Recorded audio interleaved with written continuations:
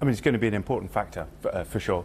I think what we're starting to see are markets starting to lower their expectations in terms of Fed action, particularly as we see what a Trump administration really is going to do in terms of the action. We've heard the rhetoric.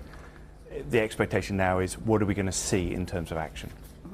Off camera, you and I were talking about the unusually large consensus that's forming for 2025. The first one is everyone still likes the American exceptionalism story. They want to stay long when it comes to U.S. equities. The second one is nobody really likes being long duration. Where are you in this camp? I mean, the challenge we have is that it's a consensus view, and we do still like risk. We like risk, we like equities, we do like the US. So that exceptionalism story does hold true.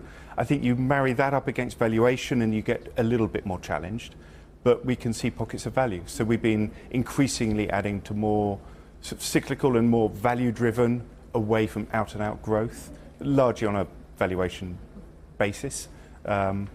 We do like fixed income, probably a little less than we did before, but we do really like it as a diversifier within portfolios.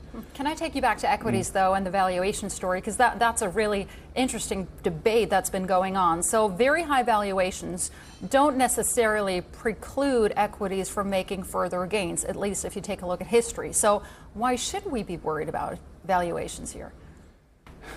I mean, valuation is a very long-term play, does feed through. But what you need in terms of stretch valuations is either for prices to fall or earnings to rise. And that's what we've been seeing is more of the latter. And we can continue to see that pushing through. So it's not to say that you're going to expect a sort of a market downturn in the more value stretched stocks. You could talk about the Mag 7. There are others more sort of tech driven. I don't think it's necessarily that. It's just that there is an expectation now that some of those stocks are needing to exceed by some margin expectations for them to continue to trade higher.